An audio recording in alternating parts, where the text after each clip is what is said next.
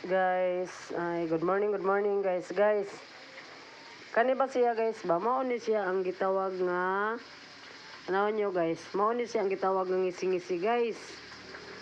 Ang pinakanindot gyud ani kanang una ra gyud ni siya guys. Kung masipyat mo ani kaon guys, kaning iyang tunok sa kilid. Aw, mungisi pod mo guys. Ala guys, so lami kayo ni guys. Dili naman gud karon basta-basta makakuha ta ani guys kay gibawal naman gud ang sudsod niya. Ang makakuha ra ani guys kanang manahom. Ana guys oh. Mamahaw tan yung tanan guys. Nya kani guys, nakabantay mo ani guys kani sa Bagyo man nino. Kani komo naman kay ni kay danggit man ni siya.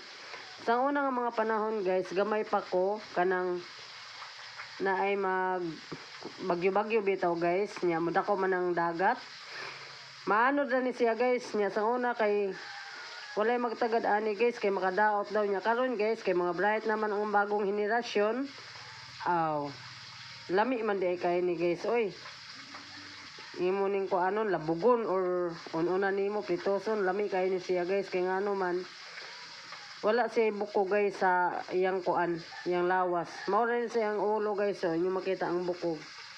Kana lang guys. Good morning, mga untan yung tanan. Salamat sa Diyos.